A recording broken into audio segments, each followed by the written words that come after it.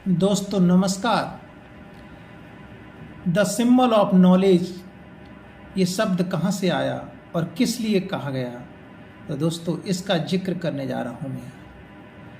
Doctor Bhimrao Ambedkar Columbia University से जब पढ़कर आए तो भारत का उन्होंने संविधान लिख डाला और वहाँ अमेरिका में उनको सिंबल ऑफ नॉलेज कहा गया। अमेरिका ने अपने 300 वर्ष के इतिहास को खंगाला और उसमें अपने छात्रों का जब सर्वे कराया कोलंबिया यूनिवर्सिटी ने, तो उसमें बाबा साहब का नाम प्रथम आया। ऐसे नहीं थे बाबा साहब को 32 डिग्रियां हासिल थी और 9 विदेशी भाषाओं का ज्ञान था। ऐसे थे महामानव बाबा साहब भीमराव अंबेडकर जी। दोस्तों, अमेरिका के राष्ट्रपति बराक ओबामा ने कोलंबिया यूनिवर्सिटी के गेट पर बाबा साहब का एक चित्र लगवाया।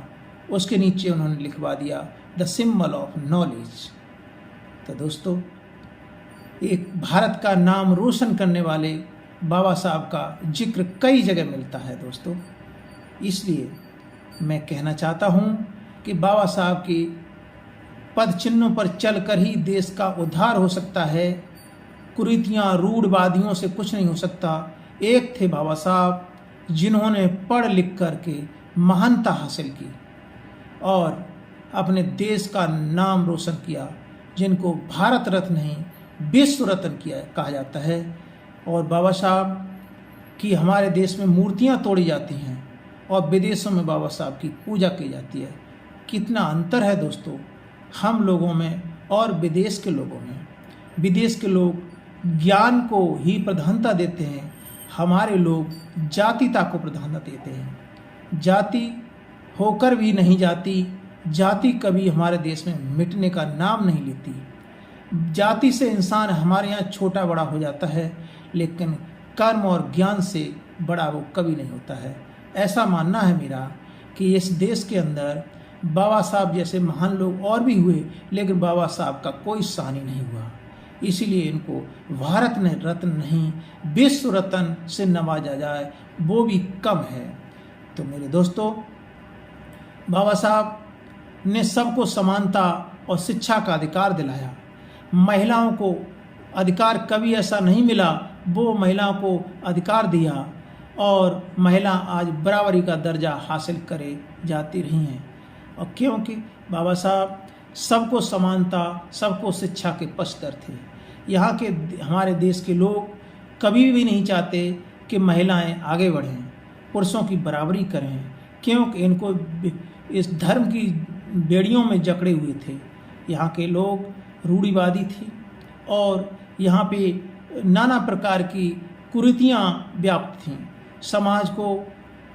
समाज के अंदर जो इतनी कुरीतियाँ पैदा हुई थीं, उनको बाबा साहब ने हमेशा विरोध किया और उनका डटकर मुकाबला किया और शिक्षा को ही मुख्य धारा में लाकर खड़ा कर दिया कि शिक्षा के बिना कुछ नहीं।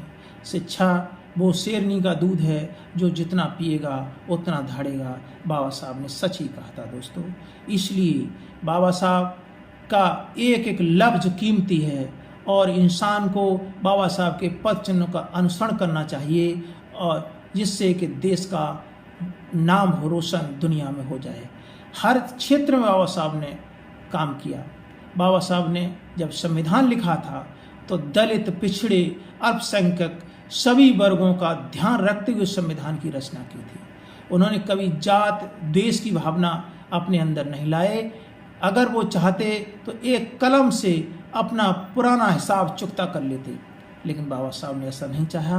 उन्होंने कहा था कि मेरे लिए देश सर्वोपरि है और देश और इंसान, देश और जातिता के बाद अगर हमसे कोई बात करी जाएगी तो हम सबसे पहले देश के साथ साथ अपने समाज के लिए लड़ मरेंगे, ये बाबा साहब ने कहा था।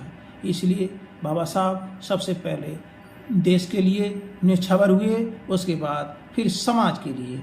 इसलिए मेरे दोस्तों, बाबा साहब वो एक चीज़ है, वो भगवान हैं जो कभी अब तो नहीं दिखते लेकिन किताबों में दिखते हैं। बाबा साहब ने हमेशा कहा था कि मुझे पत्थर में मत पूजो, मुझे किताबों में पढ़ो, वहाँ मैं अवश्य मिलूँगा। मेरा अंत कभी नहीं होगा। जब तक हमारा समाज जिंदा है और समाज पढ़ता लिखता रहेगा, तब तक हम हमेशा इन किताबों में अमर रहेंगे। धन्यवाद।